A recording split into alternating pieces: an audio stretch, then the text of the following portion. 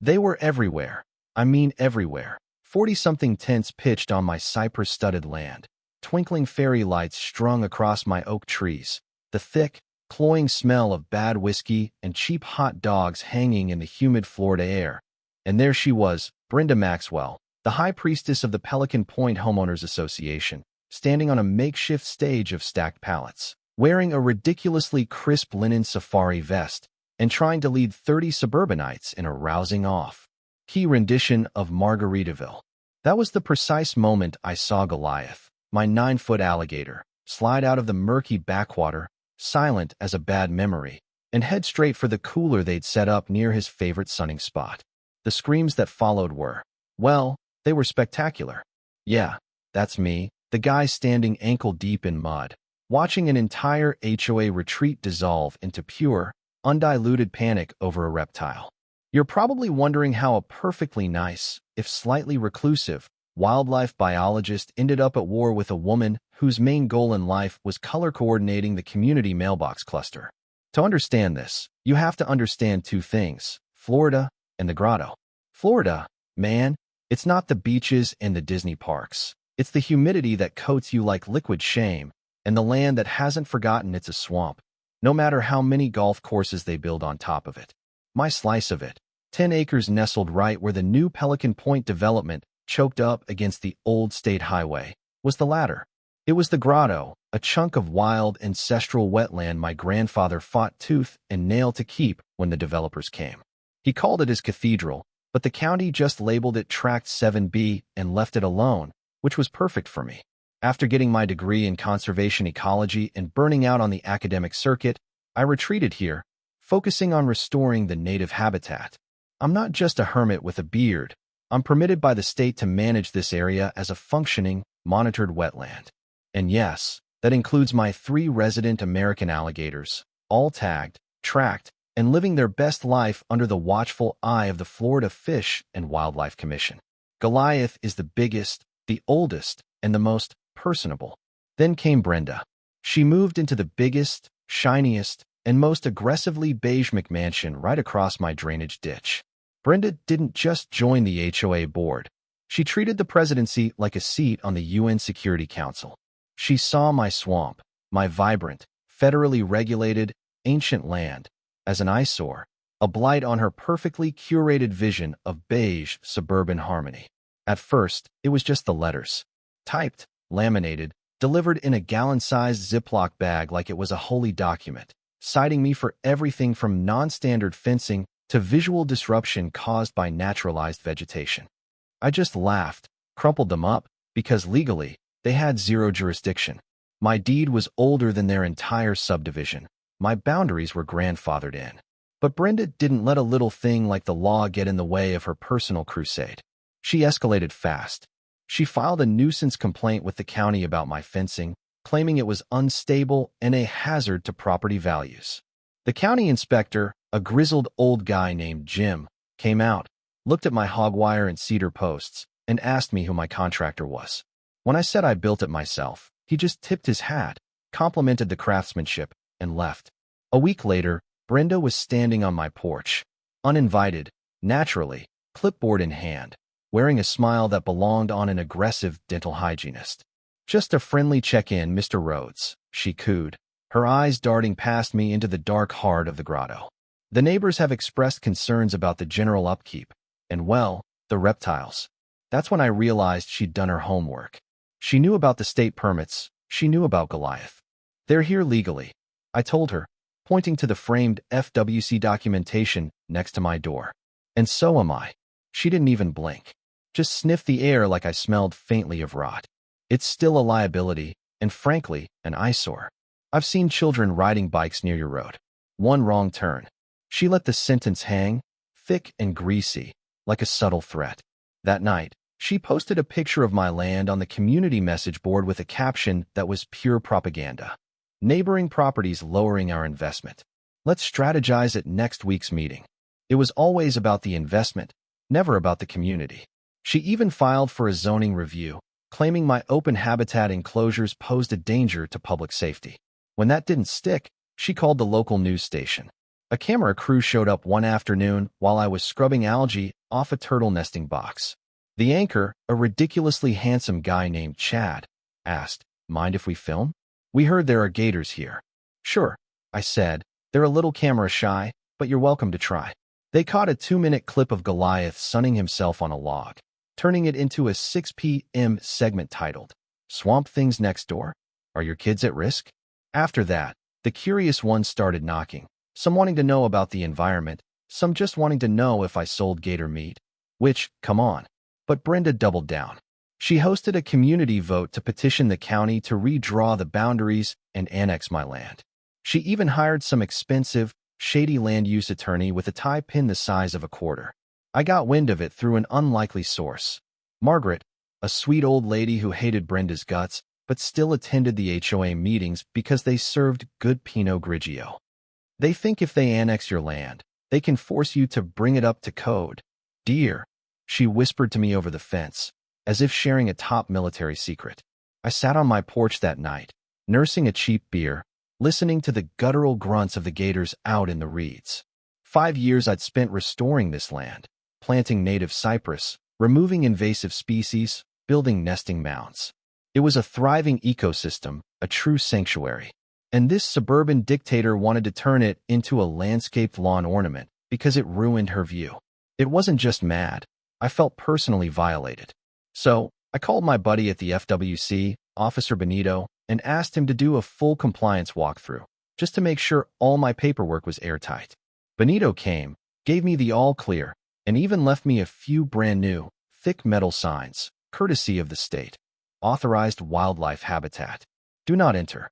I posted one right by the fence line, angled perfectly toward Brenda's enormous back patio. A week later, I found it spray-painted with the words "Community Disgrace." That's when it stopped being a legal dispute and became personal, a true zero-sum game. She sent a drone over my property and posted the footage online as evidence. I filed a formal trespass complaint. She responded by organizing a clean neighborhood rally with picket signs that read things like, "We deserve safety," and, most ironically, "Drain the swamp."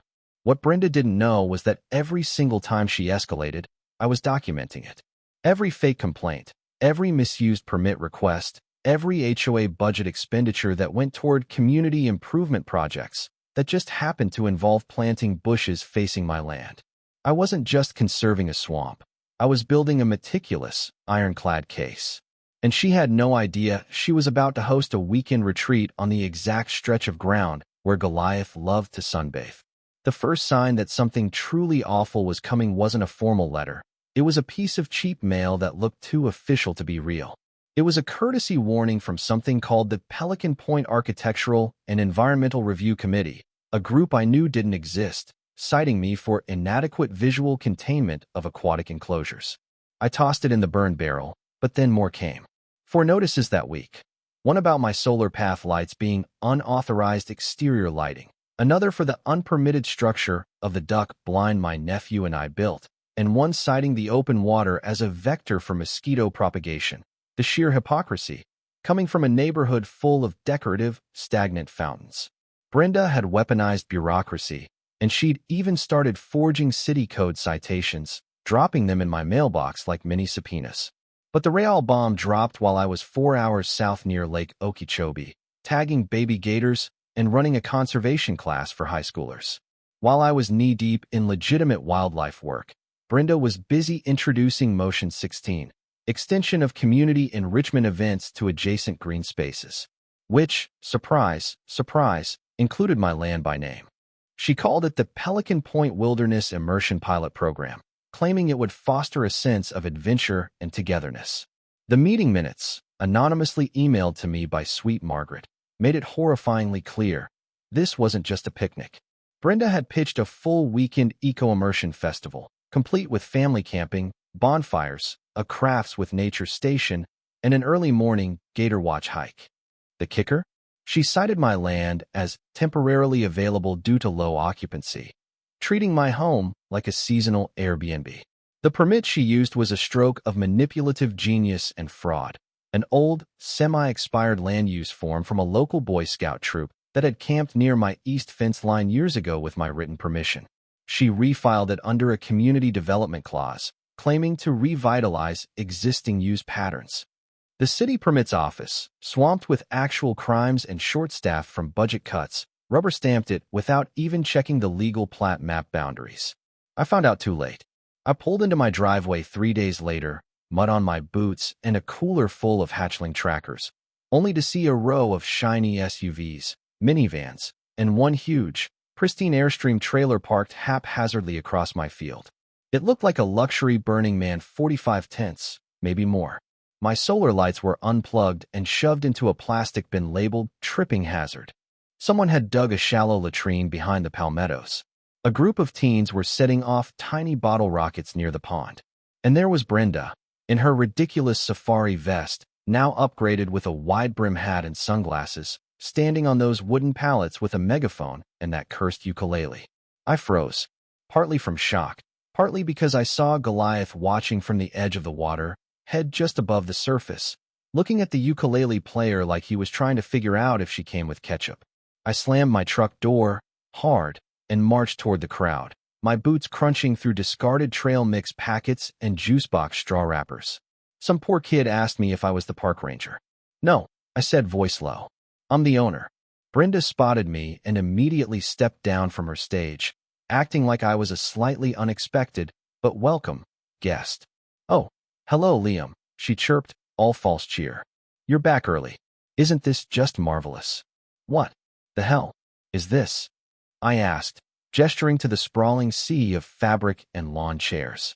This, she said, with the voice of someone who'd just been caught hosting a massive rave in your living room, is community in action. We wanted to reconnect with nature, and your land is just so underutilized. Underutilized. My jaw was clenched so tight I tasted metal. You're trespassing. All of you. She blinked, feigning utter innocence. Oh, come now, don't be dramatic. We have a provisional event permit. It was all approved. And besides, you weren't even here. I pointed to the fence line where my official FWC do not enter signs had been ripped down and replaced with construction paper posters that read, Pelican Point Wilderness Entry. Welcome, campers. You cut my fence, I said, my voice barely a whisper. You tore down state signage. You cleared a fire pit in a federally protected habitat. And you're telling me this was just a friendly get-together? Brenda sighed, treating me like a toddler throwing a tantrum. You're so territorial, Liam. This could be such a beautiful partnership if you'd just loosen up. People are bonding. We made s'mores. There was a macrame workshop. A toddler in a muddy diaper waddled by, holding a baby bullfrog in each hand. Nearby, some idiot was blaring acoustic covers of 90s hits from a Bluetooth speaker duct taped to a tree. Then I heard it. A teen yell, cannonball, and sprint toward the gator pond. I moved on instinct, gripping the back of his hoodie and hauling him backward, yelling, That's not a pool, genius. His mom ran up and scolded me for grabbing her son, right before she asked where the actual alligators were because it would make such a cute picture. My blood boiled, an acidic rage I hadn't felt in years. You need to clear this out. Now, I told Brenda. She crossed her arms, the megaphone dangling from her wrist like a trophy.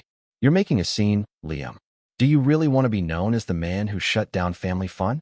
Besides, I already spoke with code enforcement. They were fine with it. I knew then, this wasn't an accident. This was a calculated, full-scale occupation wrapped in a community potluck. She had done it while I was away, defenseless. But I wasn't done. Not even close. If Brenda wanted a wilderness experience, she was about to get one, because the next time Goliath slid out of that water, there wouldn't be any warning, and I wasn't going to lift a finger to stop him. I didn't scream. I didn't swing a machete, though God knows the thought crossed my mind when I stepped over my split fence line and saw some guy grilling bratwurst 10 feet from Goliath's favorite mud wallow. No, I played it smart. Smart is what gets things done in Florida. Smart and meticulous documentation. That night, after politely confiscating a marshmallow from a kid trying to feed it to a cottonmouth snake. I wish I was joking. I went inside, poured myself a tall glass of sweet tea with a heavy dash of pure spite, and opened 3 browser tabs. One for the FWC, one for the County Code Enforcement Portal, and one for a local investigative reporter named Valerie Val Jensen, whose past exposés on HOA corruption had earned her an award and, hilariously, at least 3 restraining orders. My first call was to Officer Benito at FWC. I knew I could trust him. It's bad, I told him. I've got an illegal camping event happening on top of my conservation pond. 45 people, bonfires, kids throwing rocks at snapping turtles. Yes, on my land, with Goliath, and at least 2 more gators present. There was a pause, then Benito's voice, grim. Text me the coordinates, Liam. We'll get a unit there, immediately. Next, I filed a complaint with code enforcement, attaching a full photo gallery. The cut fences, the trampled signs, the trash, the unauthorized trench toilet someone tried to dig with a beach shovel. Then I emailed Val Jensen. Subject line: HOA president hosts unlicensed campout on protected alligator habitat. Chaos ensues. Her response was instant. On my way. Got the camera. Don't move the body unless it's still breathing. LOL. Classic Val. Finally, I dug through my grandfather's files for the big one, the document everyone forgets until they need it, the conservation easement. My granddad filed it through a federal wetlands initiative back in '93. It allowed us a sweet tax break, and more importantly, came with criminal penalties for anyone who disturbed the habitat without authorization, especially if they invited a crowd, lit fires, and knocked over the 2 cypress saplings that had taken me 6 years to cultivate. The clause was crystal clear.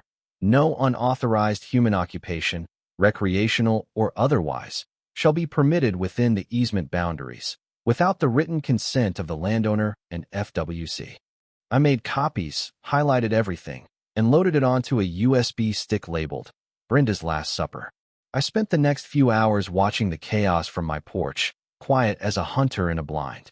The campers were singing again, off-key renditions of Kumbaya mixed with some bizarre, nature-themed parody of Taylor Swift. Brenda was in rare form, strutting around the fire pit with her vest now embroidered with Wilderness Director. That's when Val Jensen showed up, pulling her battered sedan onto the shoulder, stepping out with a shoulder-mounted camera, and the expression of a woman seconds away from her next career-defining headline. "You weren't kidding," she muttered, eyeing the entire corporate-sponsored jamboree. "This is a lawsuit in cargo shorts." "Watch this," I said, pointing down toward the eastern marsh. A long, dark shape had just broken the surface. Goliath. He was moving slow, smooth, curious about the noise and the campfire heat, a reptilian moth to the flame. He eased up the embankment like a ghost, pausing near a stack of discarded Esmores wrappers. The singing stopped. One kid screamed. Then a dad screamed louder. Chairs flew. Marshmallows flew. A woman shrieked something about a sea monster. Goliath didn't charge. He just stood there, all 9 feet of prehistoric muscle and apathy, blinking in the firelight like, "What the hell is this party? And why wasn't I invited sooner?" Brenda, to her credit, didn't scream. She tried to take control. "Everybody stay calm. This is a teachable moment. That's just a large amphibian." Someone yelled, "Lady, that's a gator." "Well, yes, but it's probably fine. Someone just grab a broom." And that's when the cops showed up. Sirens, blue and red lights flashing across the panic. Right behind them, Benito and his FWC crew in official uniforms, looking thoroughly unamused. One officer nearly tripped over a deflated air mattress trying to clear the area. Another was already shouting orders about animal control procedures. Goliath, being the wise old predator he is, took the opportunity to saunter back toward the water, unbothered, disappearing beneath the surface with the softest splash. Benito approached me first. "You weren't exaggerating, Liam." "Nope. Any sign of Brenda Maxwell?" "Check the one with the clipboard," and a panic twitch. As the scene unraveled, Val filmed everything. Parents arguing, HOA volunteers trying to pretend they hadn't cut a fence to enter federal land. And then there was Brenda, being led aside by 2 FWC officers holding a thick stack of printed violations. One officer read the conservation easement clause aloud while Brenda tried to protest, her voice cracking. "I was enhancing community morale," she insisted. "Ma'am, you trespassed on protected habitat," the officer replied, stone-faced. "You disrupted wildlife. You lit fires within a conservation zone. You invited minors onto land you do not own. And you removed posted signage under federal authority. This is not morale. This is a crime." Brenda looked like she'd swallowed a toad whole. "But we had a permit." "Signed by who?" "Myself. And HOA board approval." That's not how federal land use works, Brenda. I watched it all from the side, arms crossed, letting a small, deeply satisfied smile spread across my face. That's when a second officer approached me. Mr. Rhodes, we've got everything we need. Your documentation lines up. You'll want to keep a copy of this report for your records. It'll be forwarded to the county and the EPA. EPA? I asked. Wetlands clause, he explained. You're in the buffer zone for the regional aquifer system. If they'd lit one more fire pit, it would have triggered a groundwater contamination review. Brenda overheard that and nearly fainted. They let her off the property while Val zoomed in on her face like it was Oscar season. By midnight, the tents were down, the coolers were packed, and the bonfire was a smoldering pile of marshmallow char and broken suburban dreams. FWC filed formal charges, and by sunrise, Brenda's name was toxic on every HOA Facebook group from Tampa to Tallahassee. The land was quiet again. Goliath was happy. I was sipping tea on the porch when a realtor's car pulled up to Brenda's house with a for sale sign already strapped to the roof rack. Poetic, I thought, almost too easy. The headline on Val's piece ran the next day: Gator Preserve invaded by HOA Wilderness Experience, chaos, citations, and a surprise reptile cameo. She even credited Goliath by name. He's a bit of a local celebrity now. The fallout was immense. The final tally was $17,800 in immediate fines plus a projected $112,000 in restoration costs and legal fees. The HOA's entire rainy day fund vanished overnight. The neighborhood that prided itself on perfect lawns now had pink foreclosure notices instead of plastic yard flamingos. The HOA board dissolved. The final meeting was practically a witch trial. I spent the next few weeks reviewing the settlement offers and building a new set of steel signs. I didn't just rebuild the fence. I fortified it with the settlement money and a generous state wetlands restoration grant. I erected a line of steel-posted, camera-monitored boundary markers. Each one had a big, bold sign: wildlife surveillance, federal habitat, trespassers may be educated or eaten. I got creative. Along the main path, I installed a small solar-powered kiosk with a touchscreen explaining the conservation project, the history of the land, and my favorite part, a rotating slideshow of Goliath in all his prehistoric glory. The neighborhood, for its part, changed. Nobody looked at me anymore out of fear. It was more like respect. Brenda's house, her pride and joy, sat empty for months. When I saw Brenda one last time, she was loading the last of her monogrammed luggage into a dusty Lexus, face drawn, shoulders hunched. She didn't look at me, didn't wave, just sped off toward the interstate. One more HOA refugee fleeing the Sunshine State with her ruined reputation packed beside her designer shoes. Word is, she's now running an Airbnb consulting business in Ohio. Some people just never learn.